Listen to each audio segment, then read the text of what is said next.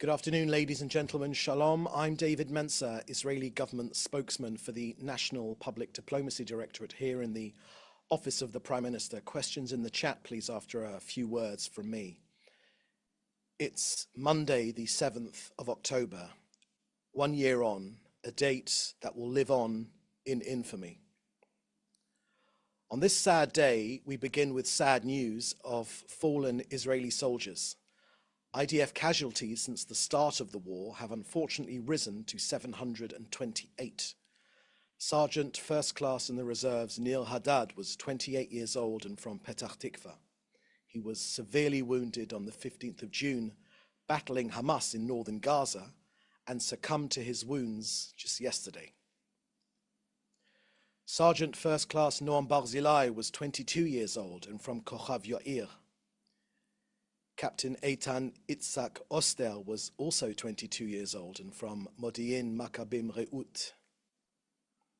Captain Harel Ettinger was 23 years old and from Eli. First Sergeant Ido Breuer was 21 years old and from Nes Ziona. Captain Itai Ariel Giat was 23 years old and from Shoham. First Sergeant Al-Meken Terefe was 21 years old and from Jerusalem. Sergeant First Class Netzer Itkin was 21 years old and from Kiryat Atta. Captain Ben-Sion Falach was 21 years old and from Nitzani Oz. Sergeant Daniel Aviv Chaim Sofer was just 19 years old and from Ashkelon.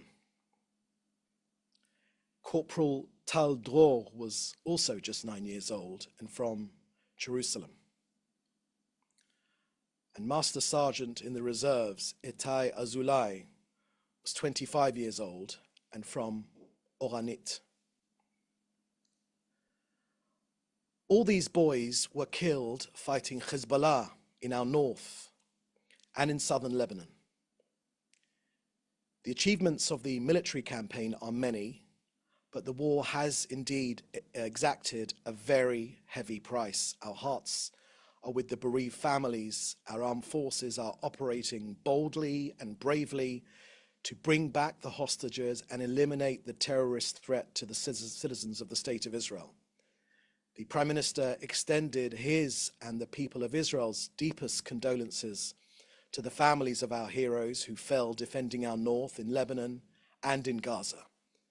The Prime Minister said that we are in the heat of a grueling war against Iran's axis of evil, aimed at destroying this country. That will not happen, he said, because we shall stand together, and with God's help, we shall emerge victorious together. We will return our hostages in the south, we will return our residents in the north, and we will ensure the eternity of the State of Israel. May their memories be a blessing forever.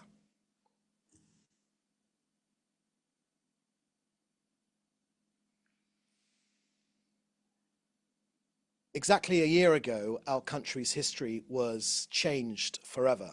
The Hamas deadly terror attack on October 7th shocked our nation as it shocked the world. Indeed, we remain shaken. The State of Israel today bows its head and marks the anniversary of Hamas's deadly jihadist attack. Without doubt, one of the most difficult events in the history of the State of Israel and the Jewish people. We as the Jewish people have faced evil in the past, but what's different now? The question can be answered loudly and clearly. Today, we have a State of Israel, and we have the Israel Defense Forces to defend ourselves. Following that Hamas campaign of mass murder, rape, kidnapping and looting, Israel is still fighting a just war against a vicious terrorist organization which has committed horrific genocidal acts and crimes against humanity. It is Israel's obligation and it is Israel's right to operate to protect our sovereignty and citizens in accordance with international law. None of us will forget that day. Now an update from COGAT and their work coordinating aid into Gaza. In the last few days, the lie has been repeated, has re-emerged in the media that Israel is blocking aid. The truth is precisely the opposite. Since the start of this war, we have coordinated over 1,060,000 tons on over 54,000 trucks into Gaza. Israel does not block aid going into Gaza.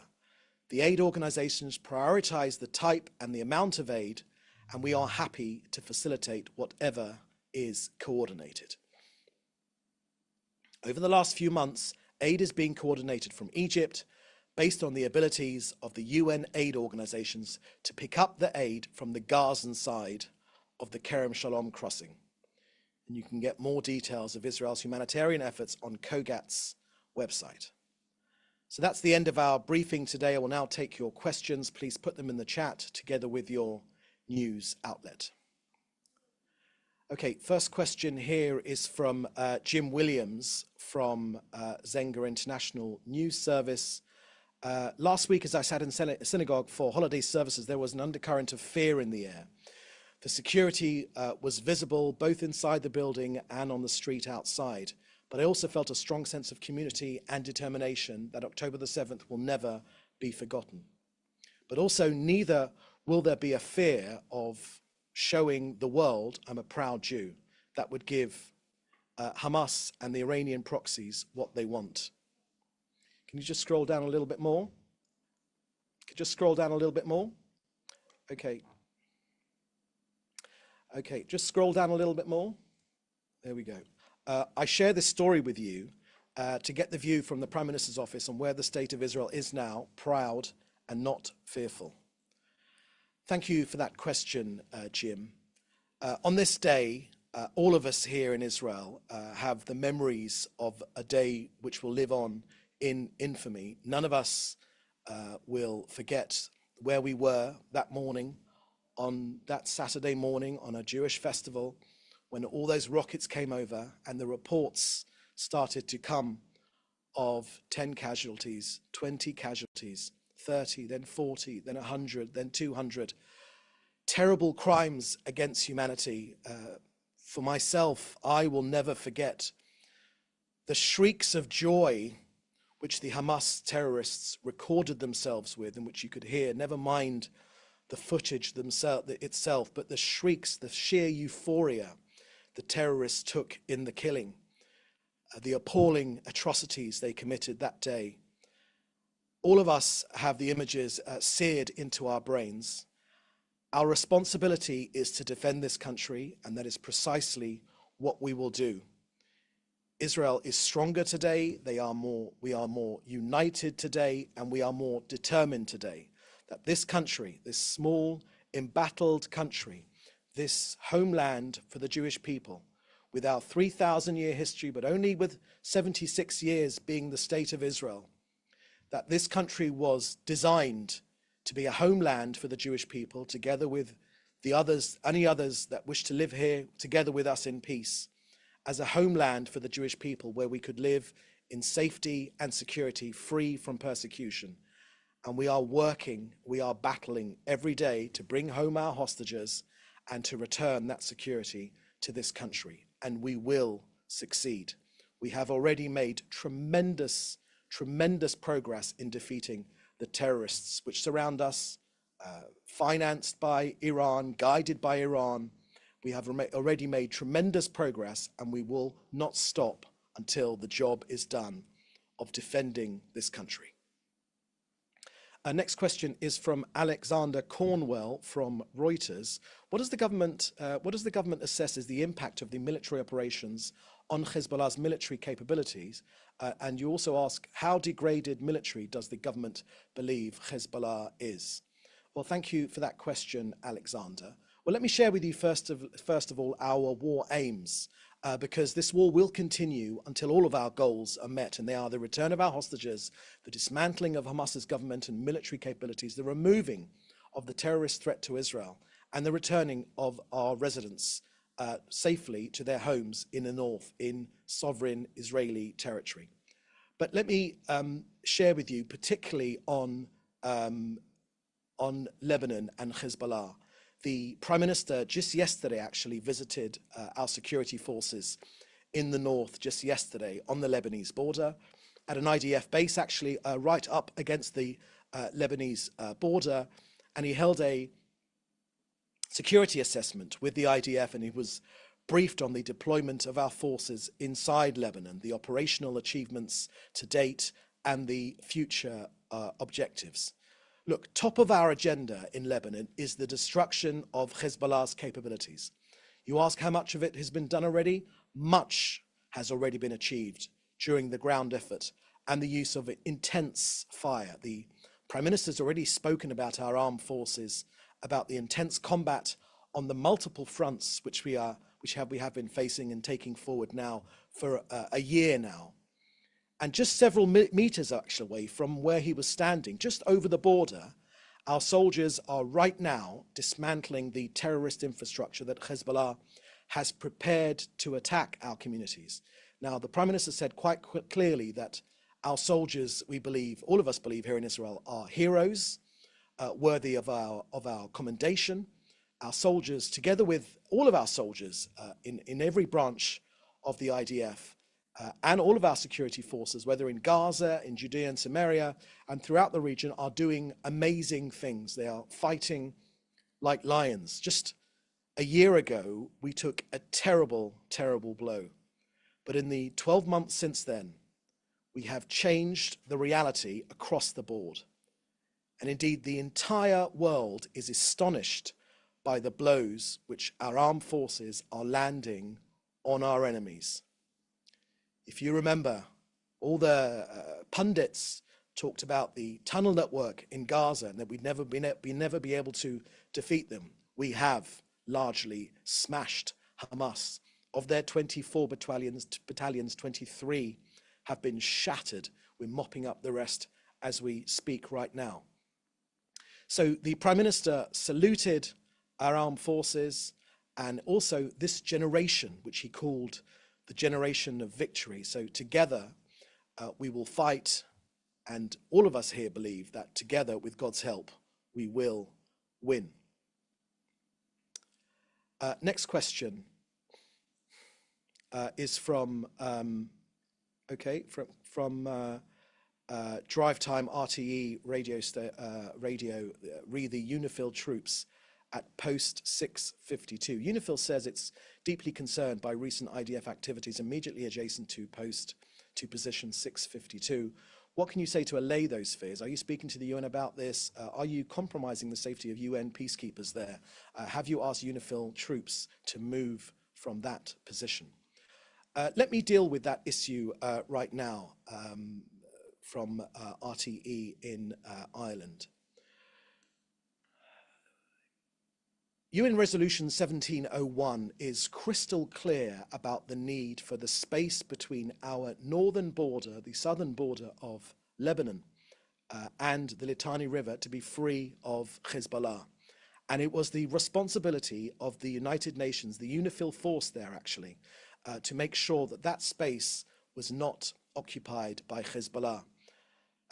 That has not come to pass. UNIFIL has failed in its mission. The United Nations has failed in its mission. They have been wholly ineffective. They have not enforced that responsibility, their responsibility, UNIFIL's responsibility to ensure that Hezbollah are away from our border. They have failed in that responsibility. So because they have failed in that responsibility, and because the United Nations has not upheld anything about 1701, we have been forced, despite much diplomacy over the last year, and despite the over 10,000 rockets, drones, and missiles that we have received from Hezbollah, we have been forced to literally push Hezbollah up and away from our border. Not because we have any desire to occupy any part of Lebanon, but because we have a responsibility to return our people to their homes in the north of Israel. And that's precisely what the objective of this operation is. We have said this is a targeted operation, we have said this is a limited operation, and we have said this is a localized operation. We've already shown, and you can see this on the IDF website and Telegram feed, the tunnels and the attack preparations which Hezbollah had on our northern border to put into action their plan, what they called Conquer the Galilee. They wished to do what Hamas did on October the 7th in our south.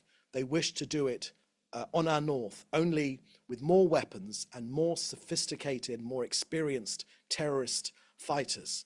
Look, we know that Hezbollah is the best armed, the most organized, the best funded terrorist organization in the entire globe. We know that Iran is behind them. And we also know that it is our responsibility to push them back so that our residents can be free to live in their homes in the north of Israel. That's what any country would do. And as for UNIFIL, they should either themselves push Hezbollah back. They have summarily failed to do that since 2006.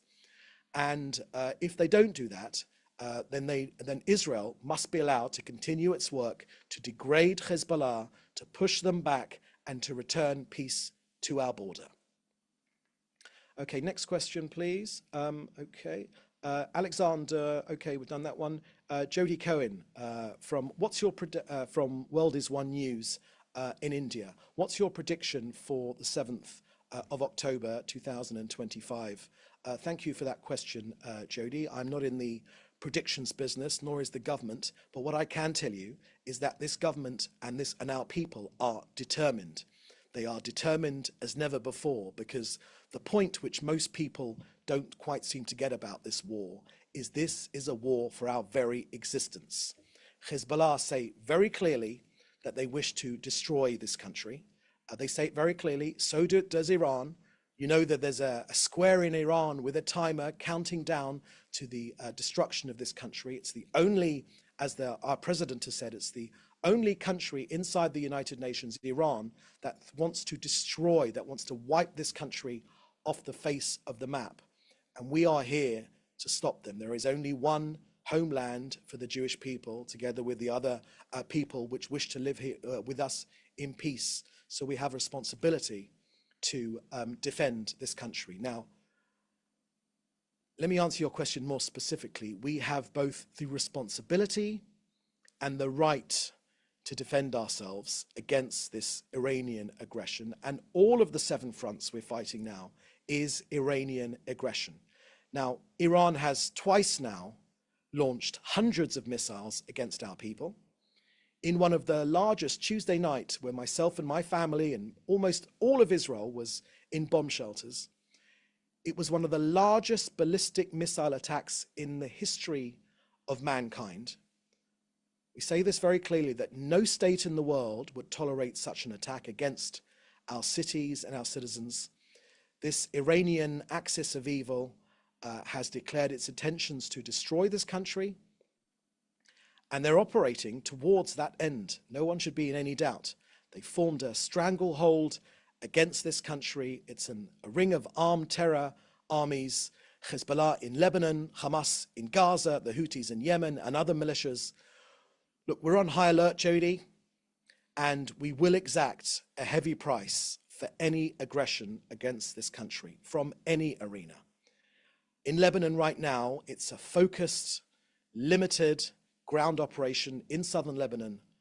But make no mistake, the IDF is operating against these terror targets in the region adjacent to our border in order to eliminate the threat that they pose to the towns of our north. And the IDF has been operating against Hezbollah targets adjacent to our border. And we will restore peace to our northern border and allow our people to return to their homes. So they are free from the threat of terror tunnels, from Hezbollah weaponry, from Hezbollah missiles, from Hezbollah launchers, all of which have been detected and destroyed already. Next question. Joel Pollack from Breitbart News. Is Israel stronger today than it was 1 year ago? Thank you for that question, Joel. I believe that we are. This country has come together in the most remarkable way, and we are fighting together to destroy this terrorist menace. We have learnt a lot. The IDF has surpassed itself in the methods which it's been able to learn extremely quickly. Hezbollah have embedded themselves inside civilian infrastructure. Hezbollah and Hamas have done the same, but we have learned very quickly how to destroy and how to get civilians out of harm's way and be able to target the terrorists themselves. And we've had tremendous success in that. Next question from Joel Pollack at Breitbart News. Is there a concern that an earthquake last week in a remote location in Iran may have been a nuclear test? Thank you for that question, Joel. I've got nothing to add to that. That's the first I've heard of it. Next question from Joel Pollack at Breitbart News. Can Israel confirm the death of Hezbollah's supposed replacement leader, Hashim Safi al-Din? Thank you for that question, Joel. We don't have that confirmation yet. When it is confirmed, and as and when, it will be on the IDF's website. And that's where you'll probably get the initial indication of our success in decapitating this terrorist organization of Hezbollah, considered a terrorist organization in the US. They've got US blood on their hands. They've got French blood on their hands. They've got Jewish blood on their hands. They've got Israeli blood on their hands. They've got Bulgarian blood on their hands. They're an international terrorist organization determined to destroy this country, and we will stand up to them. Next question is here from Hannah Julian at the Jewish Press. It's been announced that CENTCOM Chief Michael Kurilla conducted a situation assessment yesterday with top Israeli military officials. How long is General Kurilla expected to be here? And also, can you confirm that Defense Minister Yoav Gallant is scheduled to meet in Washington on Wednesday with his American counterpart, Defense Secretary Lloyd Austin? Thank you for that question, Hannah. As you know, we are side by side with our American allies, shoulder to shoulder. Our relationship between the US and Israel has never, ever been closer because we have, of course, so many of our shared values, but also because we're the only democracy in hundreds of miles in any direction. We're facing the same enemies as well. That's Iran. We're only a stopgap on the way to defeating other countries that love freedom. Iran have said that they wish to destroy this country, but only as a stopgap onto other democracies. In terms of other issues in which you ask about there, the IDF would be the best place to comment on the CENTCOM chief. We don't normally comment on how long he is staying with us, together with the movements of our Defense Minister, Yoav Gallant, and his planned trip to the US. Okay, are there any more questions? Can you just scroll up for a second? Okay, I think that was the last question. So thank you for joining us, ladies and gentlemen. Our next briefing will be tomorrow at the same time. Please do stay safe, and we look forward to seeing you next time. Thank you very much. Bye-bye.